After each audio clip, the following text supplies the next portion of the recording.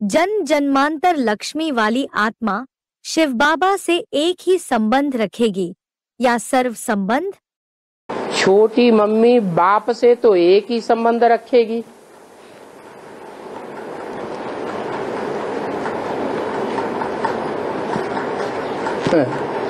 ये कौन सी मुरली में आया है?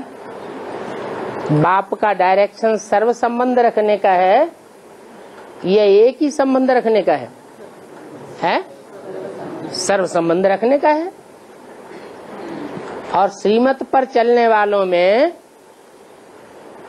छोटी माँ आगे होगी या बड़ी माँ आगे होगी? छोटी माँ आगे होगी, तो वो इस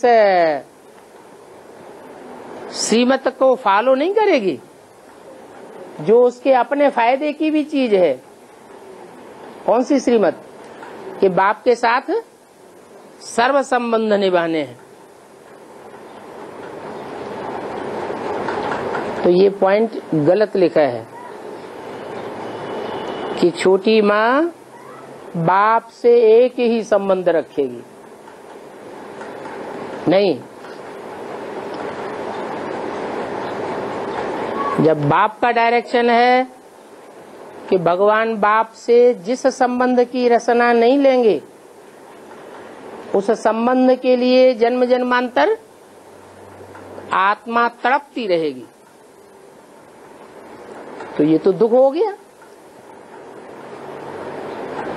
तो ऐसा नहीं है। जो आत्माभिमानी पुरुषार्थी होते हैं वो कोई भी टाइम पर, कोई भी परिस्थिति में, कोई भी स्थान में, कोई भी संगठन में अपने को तुरंत मोल्ड कर सकते हैं।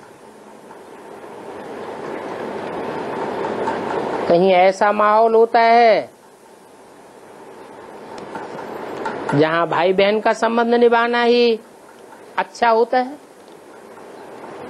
कोई ऐसा माहौल होता है जहाँ साजन सजनी का संबंध निभा सकते हैं, कोई को उंगली उठाने की गुंजाइश ही नहीं रहती। कोई ऐसा माहौल होता है जहाँ बाप और बेटी का संबंध निभाना होता है। माना कि पुरुषार्थी जीवन में कोई न कोई प्रकार से बाप के साथ संबंध रखना है। एक संबंध न सही तो दूसरा, दूसरा नहीं तो तीसरा, तीसरा नहीं तो चौथा।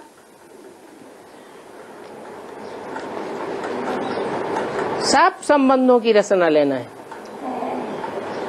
उसे कहते हैं मोल्डिंग पावर। अपनी आत्मा को जब चाहे, जैसे चाहे, जहां चाहे वहां मोल्ड करके दिखावे।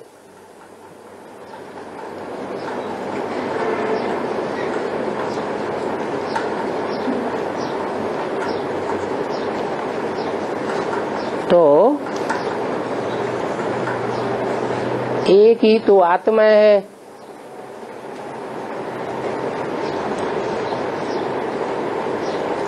जो प्योरिटी में सबसे आगे जाती है,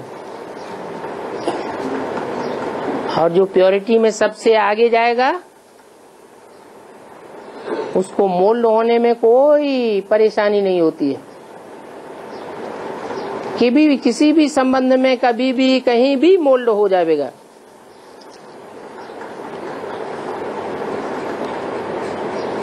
मान लो राजाओं का परिवार है। एक राजा को 100 200 रानियां थी रनिवास में। जो बड़ी रानी होगी और उसमें समाने की ताकत होगी तो सब रानियों के साथ बहनों का संबंध निभाएगी या सौत का संबंध निभाएगी? कौन सा संबंध निभाएगी? है सौत का निभाएगी। फिर तो झगड़ा हो जाएगा। सबके साथ बहनों का संबंध निभाएगी। वैसे भी दुनिया में कहते हैं कि पत्नी जो होती है वो माँ का पार्ट भी बजाती है, पत्नी बहन भी बन जाती है, पत्नी माँ भी बन जाती है, बहन भी बन जाती है, बहू भी बन जाती है। हर प्रकार का संबंध परिवार में पत्नी मोल्ड कर सकती है।